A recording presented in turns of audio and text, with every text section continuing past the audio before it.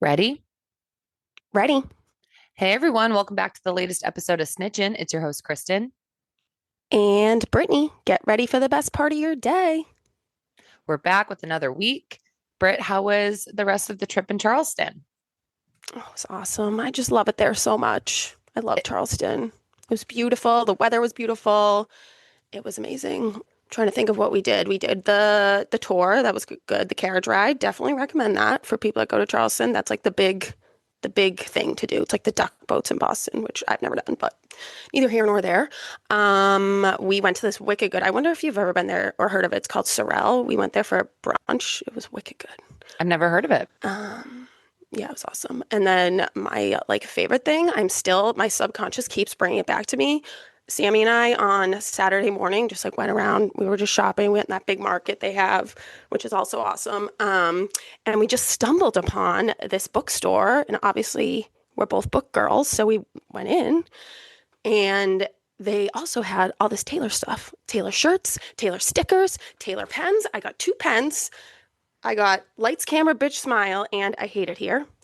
Love it. I got a bunch of stickers. I got a sticker that says "The Life of a Book Girl," like in the same font as "The Life of a Showgirl." And yeah, I like basically was like I died and went to heaven there. I think we spent like 45 minutes, and now I want to live there in the bookstore forever. I love the pens you got. Great Yeah, choices. I know. The other stuff's not here. But yeah, and it was like so fun. We were like talking to all the girls that like about books because obviously they like books and are like around our age. And I just didn't want to leave. Oh, Sammy and I were so like, can we franchise this? what was the name of it? Sweeter Than Fiction, which is actually a very deep cut Taylor song. That's a cute name for a bookstore. Yeah. I didn't even think of it until like an hour later after we left. I was like, oh my God, that's a Taylor song. But she Yeah. didn't even re-record it. So it's like I think it was for a movie. Yeah, I But barely yeah. know that song. I don't either really. But yeah, I was like, if I lived here, I would definitely want to work here. I'd probably work here for free. If only they had cats, then I really wouldn't have left. Then that's yeah, a double whammy. But I feel like I'm still like, I don't know about you, but I feel like I still live in this mindset of like, I'm not used to everyone loving Taylor so much and there being like Taylor shit to buy everywhere. So I'm like, whenever I see something Taylor, I'm like, I need to buy that. I need to buy that. I need to buy that. And but now they're like everywhere, so I need to kind of tame that mentality. But it is so fun. I'm like, oh, it's fun. They were playing Life of a Showgirl start to finish. It was awesome. Very nice. And then travel yesterday was good. Yeah, it was fine. It was a little long, Yeah. but it was good. I missed the Pats game, but it seemed like it was a good one. It was a good one. But yeah, my weekend was good too. It was pretty busy. I was over at Michelle's on Friday night. She made a great dinner per usual. She was like steak and rice and might be the November recipe. Oh, yay. So plug for Sounds good. that. Yeah. And then I actually ended up going to the Boston College UConn football game on Saturday, and that was beautiful weather. I hadn't been to BC, and I mean, that's Brittany's alma mater. I hadn't been there in maybe 5 years. I don't know how long it's Oh, been, but nice. and then yesterday went to my parents' house, yeah, to watch the Patriots game. But I will say, this is something I'm struggling with a little bit. Like I've said it on the pod, I think before. I've been kind of on like a weight loss journey for the past couple of years. And September really like got pretty strict to hit my weight loss goal of 50 pounds down in 2 years, just like diet Mm-hmm. and exercise. And I hit it, which I was so excited about. Like I was so happy, so proud of myself. But here's the thing, I don't want to get like too crazy about the number, but I feel like the Yeah. past like 2 to 3 weekends, like I was at Penn State last weekend, this weekend, like just wasn't paying attention or like monitoring what I was eating or drinking. And then I woke up this morning and I just like felt bloated, felt kind of whatever. And then when Yeah. I looked at the scale, it was like up like 4 pounds, which I know is probably just like I mean, I know enough now paying attention to this. Like it's, Water weight or whatever. yeah, Like there's always, yeah. yeah, I like feel like you're it's, playing a dangerous game there. I know. Well, but that's the I would stop thing. weighing yourself. You think? Yeah. And just go by like how your clothes fit and how you feel. Like now that you're down to your weight, I don't know. Personally, I can't weigh myself very often. I like never weigh myself because yeah, I don't want to become like obsessed with it I because I know know. that like you can be 4 pounds heavier like before you get your period or whatever. Like within 5 pounds, I feel like there can always be like a swing. It's all just a balancing act. Like when I'm being very strict, like I kill it and I feel so good. So it's just like when I'm not being in like a very strict mindset, I think it's that piece that I still need to figure out because I Yeah. don't want to get like down on myself. Well, I feel like you're just transitioning into your like maintenance phase. Like you've lost the weight now. Now it's just about maintaining and being able to like live your life. Like I don't, is like the being really strict, is that sustainable? That's the thing. But yeah, it's just like I think I need to find a way to feel like good when I'm not being super strict. So, Yeah. that's how I woke up this morning and we're showing up as our authentic selves. And I was like, I'm just feeling a little bummed out about that today, Yeah. but it'll Get a it'll good sweat pass. in. Get a good sweat in. I have a strength training class this afternoon and we're just going to get back on the horse and have a great week and have a great day. Yeah. Yeah. I mean, Um, that is kind of a Monday feeling. But okay, what question? What would you say? Because like my mom and Kelly and stuff were asking me, like, how much weight you lost. I was like, I don't know. And yeah. they're like, what was like the main thing you did? Was it like just walking more? Like, what would you attribute the main thing?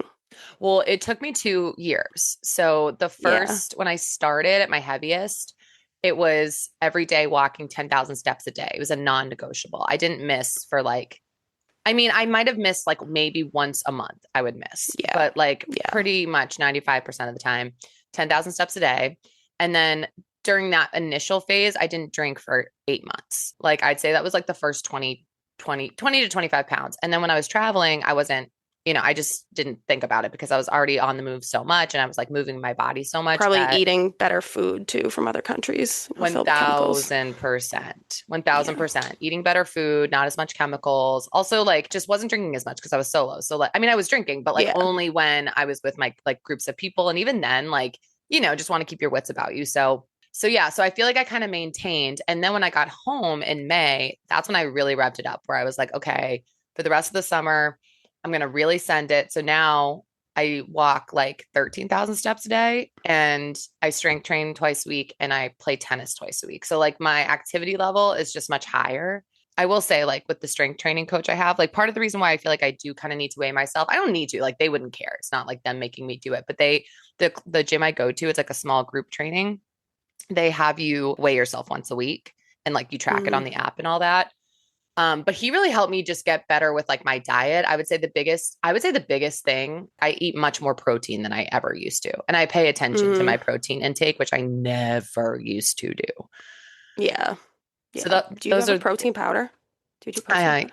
yeah, I Yeah. have protein powder. So normally in the morning, I'll have like my protein powder with a banana and I put ice in it and it like makes a I little have like that too. smoothie. What kind do you Hmm. use? Sammy told me it. I don't know the name of it. It's like a plant-based one, but it's really good. Yeah, mine has a green top. That's all I know about it. Yeah, But same. oh, Brett, I we're think it using does the at same least. protein powder. Yeah, it's vanilla. It's good. Yeah, I like the vanilla. I just tried the peanut butter chocolate and then like with the banana, it tastes really good. And then I also do have protein bars.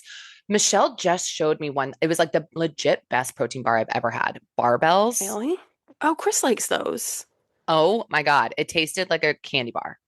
Oh, wow. Love that. Yes. I think I'm gonna try to get those because right now I have like the Quest ones are normally what I'll have. Oh, yeah. I like those too. It's crazy how like I feel like is getting just like more advanced. I know. Like making healthy things taste better. Well, I don't think, did I ever tell you? I saw this interview about the inventor of the David bar, and it was pretty Oh, interesting. It was like this guy who worked in trucking. He worked in trucking logistics. And so he started to get into CrossFit and he noticed that like at his CrossFit gym, protein bars weren't selling because they weren't paleo friendly. And like that was what was mm. really big at the time, which I don't really remember exactly what paleo was. I feel like it was like low It's just like carbs, it's like clean eating. clean eating. It's Okay, just yeah. yeah. Him and a friend. So they noticed that the protein bars at CrossFit weren't selling because they weren't paleo friendly. So they got together. Him and his buddy each put like $5,000 in and they legit worked out of a basement. Wow. Yeah. And they made the RX bar. So that was their first Oh. bar. And it Oh yeah, I had, remember those. yeah. And it I know had what you're talking about. 12 grams of protein. So like Hmm. it started to sell more, whatever. And then he got on a mission to create like the lowest or like the highest ratio of protein to calorie. You know what I'm saying? Like the lowest Hmm. calorie, Hmm. highest protein bar. And that's where he got the David bar. Wow. That is interesting. Very cool. Yeah. Well, Anywho, nice. but I'm already feeling better now that we talked about it. You know what? I'm already feeling better. And Yeah, this is something everyone goes through when they're going through weight loss journey. There's going to be peaks and valleys, totally. people. Yeah, it's just how can you like maintain like, be happy and live your life, but also stay in line. It's the ultimate quest of humanity. It's Balance.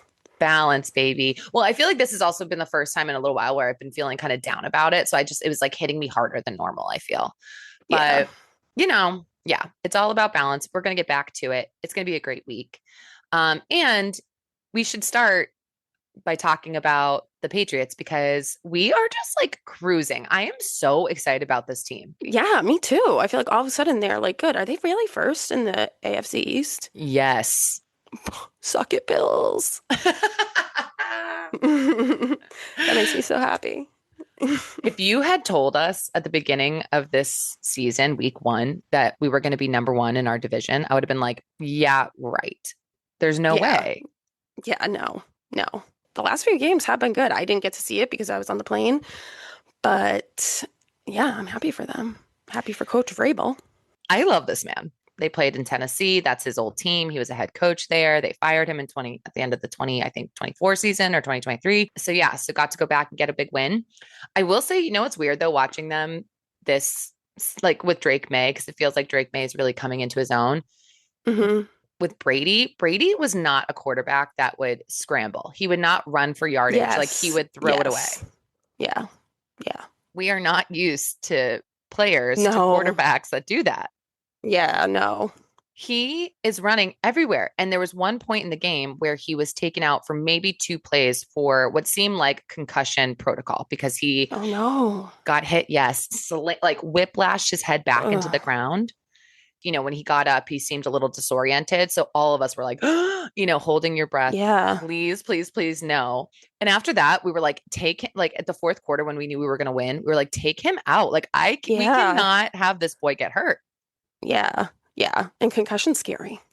I know. So I don't know how I feel about that. I like that he's running. I like that he's making plays, but there's part of me that's just like, okay, be smart. Yeah. Don't take it too Don't get far. hurt. Yeah. Did you see he went to it was like Severian. It was a high school football game, I think Friday night. Yeah, I he went to love that. Zavarian. I And it was know. like the first quarterback in like 20 years to go to like a high school team game or something like that. Oh my So cute. God. I love that. Well, also, apparently in that game yesterday, he broke a record of Brady's already. Really? Yes, it was Oh, Brady doesn't highest. like that. Brady's not gonna like I, that. yeah. The record that he broke was highest completion percentage for a game. I think he had like Wow. 21 out of 23 completions. It was something super high. Isn't that crazy? Wow, that is. But I guess that kind of makes more sense. Like if it's a percentage, like Brady throws more, so like he'd have to get more completes to get a higher percentage. So like That's a good point. We should take that see into like account. how many throws there were in like Brady's highest completion game versus like Drake Maye's, Yeah, you yeah, know? But yeah. still, I mean, impressive. What 21 out of, I think it was like he's in the 80s or something. No, 91%. That's what it was. 91% completion. Whoa, That's whoa, insane. that is crazy. The other thing I feel like I noticed was that Patriots didn't have a single flag in the entire first half. Really? Yeah, they didn't have a single flag in the first half. Wow. They came out, I think they ended up having like only two or three the whole game. Isn't that amazing? Yeah, I love that. I mean, it seems like they're really rallying together as a team. It is fun. Me and my dad were saying that. It is fun to have a team that we like believe in again. Yeah, yeah. I know. I feel like I don't want to go like too far because I mean, they're probably not going to win the Super Bowl, but even just making it the playoffs. Oh, I'm like fully convinced that they are definitely I mean, knock on wood, but I would be more surprised, I think, at this point with their momentum if they don't make the playoffs than if they do. Yeah. Yeah. I feel like the next like two games will be crucial. See if they can keep up that momentum. Oh, but the only other thing I was going to say is that I feel like there's two players on the Pats. I wanted to tell you that they were like childhood best friends. I feel Oh like my God. I know. I'm gonna have to figure it out. I should have written it down. I didn't. Um, but can you imagine being on a team with your childhood best friend that you played football with? Oh my Like that'd be God. like Like, a how me does and that even you. happen? How does that even happen? Truly. Are they from here? Hold on. I've got I to mean, figure they out can't be from here. That would be like way too much of a. Patriots, childhood friends. You know what? We'll come back to it on Wednesday or Friday.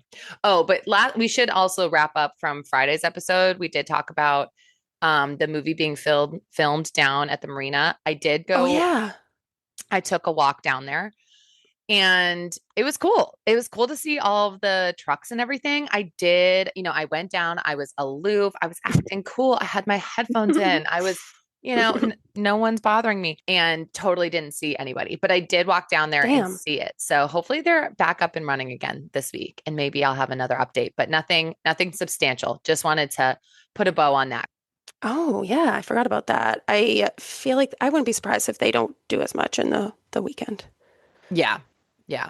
Anywho, the only really story we have, and then I know Britt, you had a really interesting Taylor theory, so we're going to talk about that, and then we'll do a snitch session.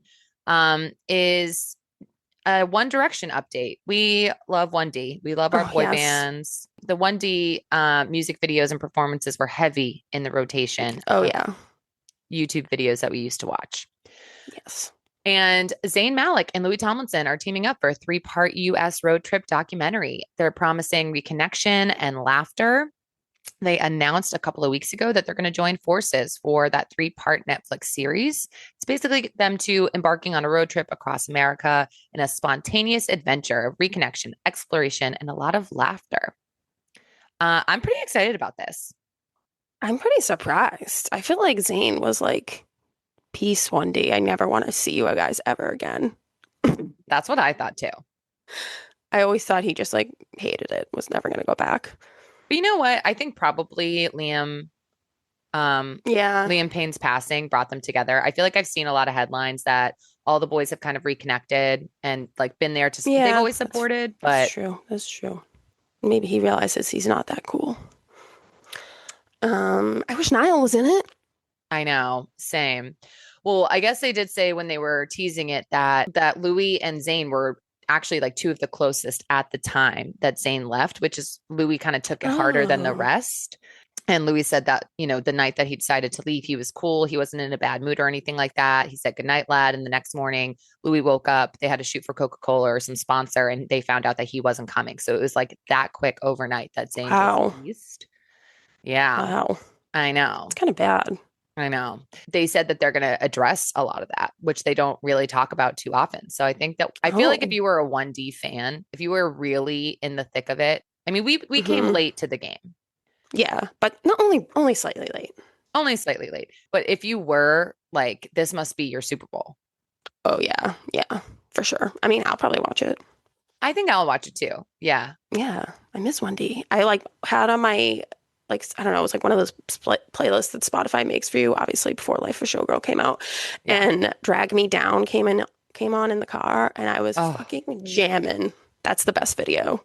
I love Drag Me. Oh, and Steal My Girl. It's so hard. I forgot about Drag Me Down. Same. And it came on. And I was like, oh shit, this is a jam. Wow. Yeah. That was such a great song. Oh, Steal My Girl, I think is probably my favorite 1D Yeah. video. That Yeah. I was love that one too. I think that was probably our most watched. I mean, Night Changes for sure, but just the Mm-hmm. performance, I don't even Yep. remember the video really. No, 2014 AMA's performance. Or maybe 2015. I don't know. One of those two. If you know, you know. We also liked You and I. Remember that one? Oh, yeah, you and I, right. Yep. That was solid. Oh, and you know what song I always like too? Story of My Life. Oh, I love Story of My Life. That's a great one. Or like And 18. No video for 18, but and Fireproof. Those are like two of my favorites. Brittany. I know. 1D's good. Whoa. I forgot about 18. Wow. Oh, you're gonna have to listen to that after this. You I'm love that one. absolutely listening to that after this. Yeah. I cannot believe I forgot about that song. That was like my favorite one. I feel like Ed Sheeran produced that or something. It sounds like an Ed Sheeran song. It's such a jam. Ed Sheeran wrote a lot for 1D. So I think you're right with that. Dang, wow, what a throwback. Okay, absolutely listening to that. Yeah. I'm excited about this. It's going to be I do hope that maybe Harry or Niall. I mean, Harry's out here just like running marathons in record time. I mean, that's like what he's Wait, doing now. what? Yes, Harry's running actual marathons?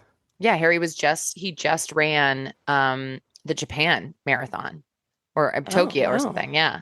And he did it in like Wow. an insane time. He did it in like 3 hours, something that like marathon What? runner. Yes. Oh Yes. my God. I mean, like, he seems like he has, I guess, like the build, the body for it, but that's crazy. I know. I know. Well, I get, and you know what? I bet performing, like, that's low key similar to like running. Like, I you have could, to have really good stamina. totally. I mean, huge like cardio. I mean, Taylor always said that she walked the whole performance. Yeah. I feel like you told me about this Taylor theory like last week, but we haven't really talked about it. Okay. Yeah, we can do it quick. So, I always listen to this podcast. It's called The Ringer Every Single Album, and they do Taylor Swift. It started out as like two people. So it's Nora Panciotti, I think, who's like a journalist. She's actually a football journalist, but she's like a huge Swiftie. And then Nathan Hubbard, who like used to be like head of Ticketmaster. I don't know. They're both like credible people. But they started out this podcast, which is why I started listening to it because they were like, Taylor Swift is a legit artist, and we want to like show people that Taylor's a legit artist and not, backlash some of the hate. But now like they're making them and they're like, oh, well, everyone loves Taylor. Like we don't even need to make our argument, but whatever.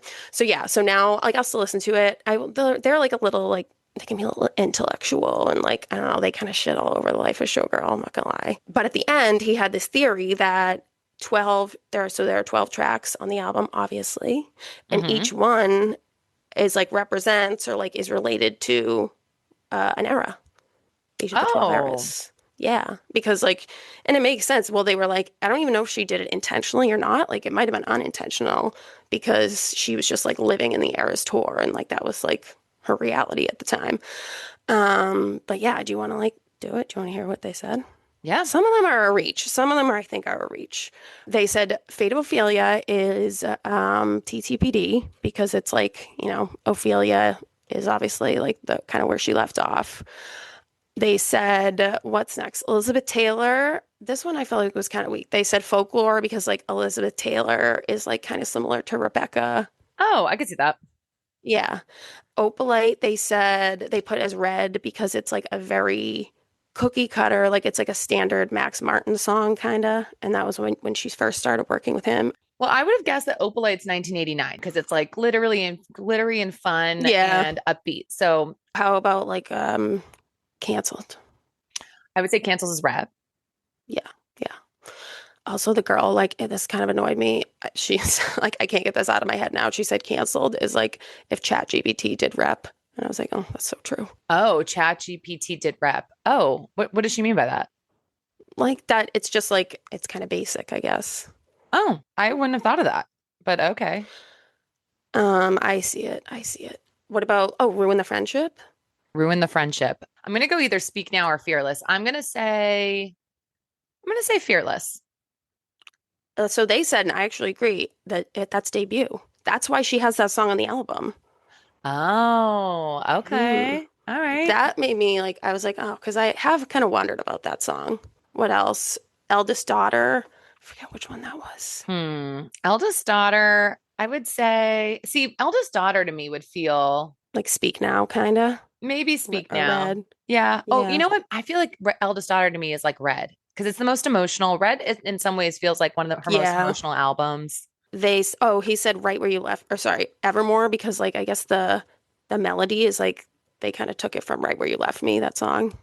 Oh, okay. Yeah. Yeah, they were also drawing a lot of comparisons between like her melodies and like other songs that existed, and there's a lot, I'll say that. Interesting. Um, what else? What else? Oh, Father Figure. What do you think Father Figure is? I would say father figure, maybe, oh, gosh, maybe Midnights or Yeah, I could see it being Midnights. because it's about like her mentors as a whole and her being a mentor. I feel like by Midnight she was kind of, doing Yeah, her that's own true. thing, re-recording. It was Era's tour. So I guess I'm gonna go that. They said it was Lover because it's like a different rendition of the man. Oh, okay. So they're really Yeah. drawing like songs to song comparisons. Yeah, for the most part, I think. Yeah. Yeah, because it's like the Evermore comparisons to the song Right Where You Left Me. Um, TTPD's not. TTPD's not. Yeah. I feel like that's a little different because like I could find songs I think that you could relate to each song probably. But I think of when you asked, like when you brought up the concept, I was thinking more of like the theme of the album as a whole. You know what I mean? Yeah. I know. That's kind of how I wish I could like remember what my first thoughts were when I heard it, because now that I like heard what they say, it's hard to get out of my head. Sure. But yeah, a lot of them, like I'll tell you, like wish lists, they said was Midnights because like it sounds a lot like Glitch. That song Glitch. Oh, see, okay. Wish list to me is Lover. Yeah, I could see that. I think that might be the weakest comparison because Glitch is kind of like, I feel like Glitch is almost about something kind of unraveling, right? Like there's been a glitch, or is it I think it's like the melody, the sound. interesting? Okay. I mean, I don't agree on that one, but Yeah. interesting. Oh, Wood. Wood's really fun. I could see them doing 1989 for Wood because it's just like such a fun one. I would say, oh, I mean, I feel like mine have been taken now. So maybe, I mean, maybe I would do, this isn't right though. I was going to say Fearless, but that's not right. No, no, they said 1989. I agree Yeah. with you. I kind of felt like Opalite was 1989, but yeah. Well, I guess it has like the melody. It has part of Shake It Off in it and part of Blank Space. Hmm. Okay. Yeah. Well, I mean, I could see why the comparison would be Wood for 19. Like, there doesn't really feel like if I had a clean slate and hadn't picked any other albums, I feel like Wood, I would probably do, I mean, yeah, 1989 or honestly, maybe a Midnights. Yeah, I could see Midnights as Yeah. Wood. Then what do we have left? I think it's just Speak Now and Fearless. Yeah. Speak Now and Yeah. Fearless. And it's actually Romantic and Honey. Oh, Oh, and Life of a Showgirl is Life of a Showgirl. I would say actually romantic is probably, well, you know, one of my flaws as a Swiftie is I consistently mix up the songs that are on Mm, Fearless and Speak Now. So whichever album, I think it's Speak Now has better than Revenge. yeah, That's what I'm going to go actually romantic. that's what they picked. Oh, all right. We're Yeah, I aligned. know. And that one, like at first, I was like, but then they were like, Speak Now is like low key, like her most vicious album in a lot of ways. Like Better Than Revenge, vicious. Dear John, vicious. Vicious. Better than Revenge is Um, vicious. yeah. So, and just like actually romantic. So I was like, I kind of love that. And then he said, Honey is fearless because it's yellow and it sounds like a stripped down version could have been on Fearless, which I was like, kind of see that.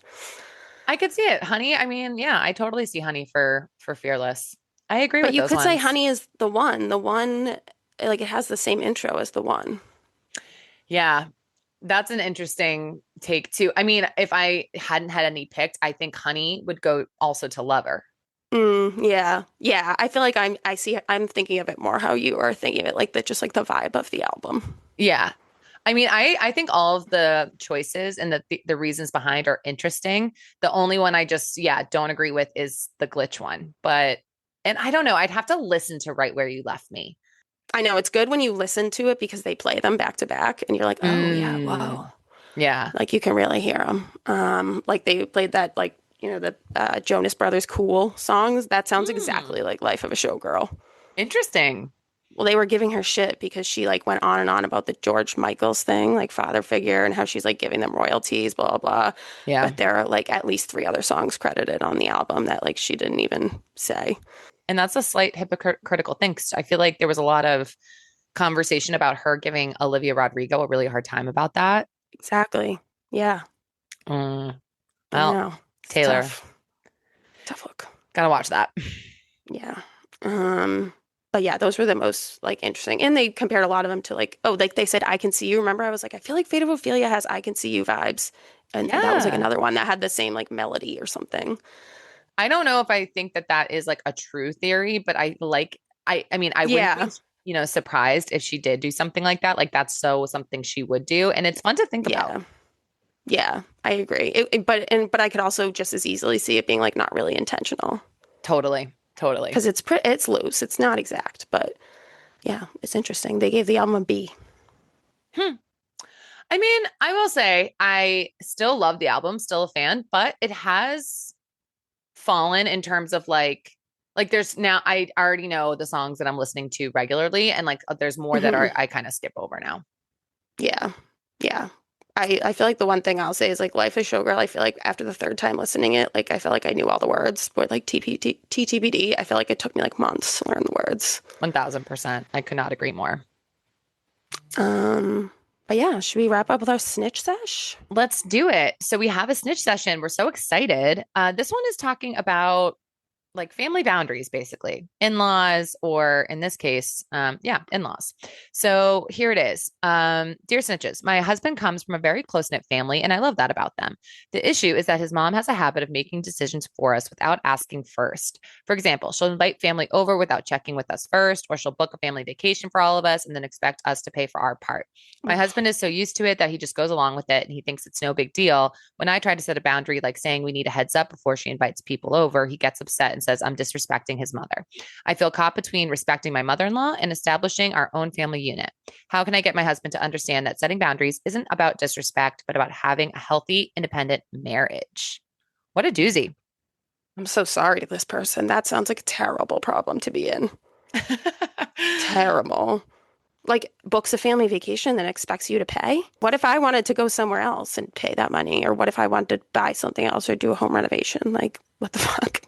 I've never even heard of that before, of someone like booking a vacation without Yeah. checking in or whatever. That definitely seems aggressive. What's hard about it is that like her husband doesn't agree, like gets defensive about it. Yeah. But I would say honestly, like talk about your it sounds bad, but like talk about your own family's flaws more. Get like make that more of a conversation so then he's like more willing to talk about his family's flaws and stuff like that. You Yeah. definitely need to be united. You definitely need to be united. Agreed. I think it's like you got to really like talk to your husband. She might not even know that it's an issue. Like that she like, True. but I don't know. Like this is totally out of my wheelhouse. I've never dealt with in-laws before, so I really don't know what I would do here. Yeah.